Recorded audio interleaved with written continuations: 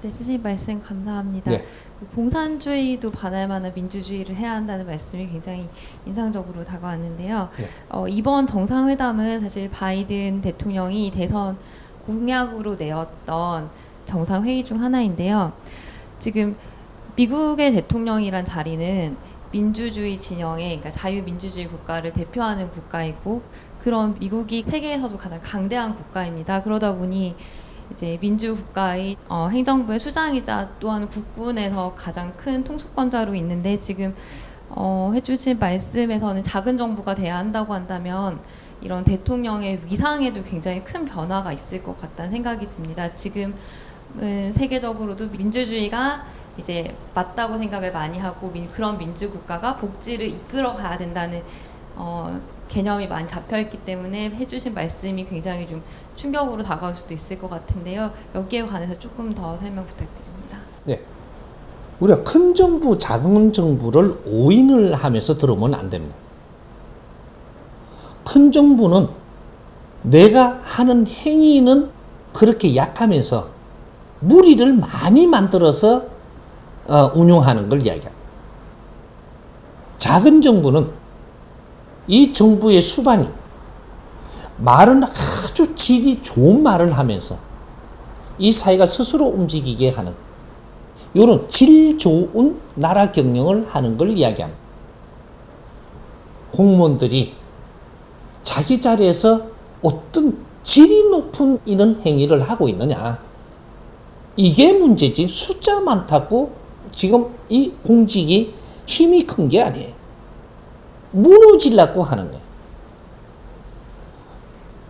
이 공무원들의 제자리에서 지금 활동하는 것은 무엇인지를 우리는 알아야 되는데 그걸 모릅니다. 공무원직에 들어가면 나라의 이 공직 속에서 사람을 키우는 학교입니다, 여기가. 세계의 좋은 이론들을 가져와서 우리가 이걸 놔보면서 우리가 성장을 하면서 우리가 공부를 하고 연구를 하는 학교예요. 근데 연구는 안 하고 거기에서 우리는 봉급을 받아 먹고 살아야 되고 집을 우리가 사고 부자가 돼야 되는 줄 착각을 하는 이 공무원들을 끌고 가기에는 어마어마하게 이것이 무지기가 지금 커져 버렸습니다. 질 좋은 활동을 하고 질 좋은 생각을 원하는 사람들을 숫자만 많다고 되냐라는 거죠. 안 됩니다. 앞으로 그런 사회, 그런 정부를 만들어야 돼요. 질 좋은 사람들이 이 사회를 위해서 봉사하면서 내가 성장하는 공무원, 이런 길을 지금 만들어 나가야 된다라는 거예요. 그것이 작으면서도 힘 있는 정부가 되는 거예요. 힘 없는 정부를 하라고 한 적이 없습니다. 작은 정부라야 된다라는 거죠.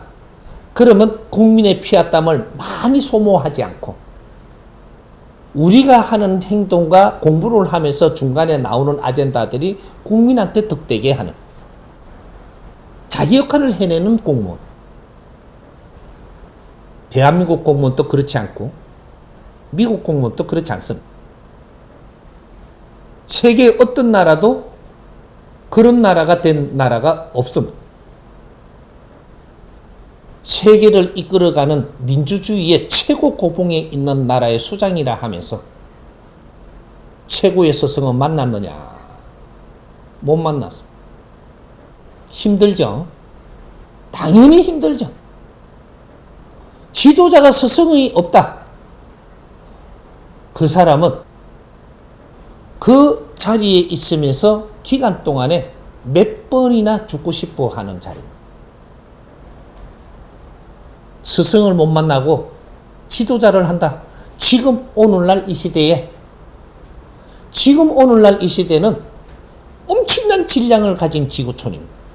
이걸 경영을 하기 위해서는 지식으로 똑똑해서 하는 게 아니고 지혜로 풀어야 되는 것이다. 스승을 만나야 지혜를 얻고 그 지혜로 세상을 이끌어가는 겁니다. 스승은 나라를 욕심내지 않는 대신에 나라의 지도자들을 바르게 빛나게 존경받으면서 살게 해주면서 그 나라가 잘 되게 해주는 것이다. 그 나라의 지도자는 그 국민한테 존경받고 세계에 영향을 미친다면 세계에 존경받는 사람이 되는 것이다. 힘 있다고 존경하는 게 아닙니다. 지혜롭고 국민을 아끼고 세계를 아끼고 사랑하는 자, 거기에서 지혜가 나옵니다. 그건 스승 없이는 그런 교육을 받을 수 없죠. 지식을 갖춘 사람으로서 똑똑한 사람은 그런 지혜가 안 나옵니다. 나는 똑똑하기보다는 겸손한 사람. 국민한테 겸손하고 이 자연에 겸손하면서 나를 바치는 사람. 이런 사람은 지혜가 나옵니다. 스승을 만나지 않으면 그런 교육을 받지 못하는 거죠. 인류는 엄청나게 질량이 큰 인류가 됐습니다.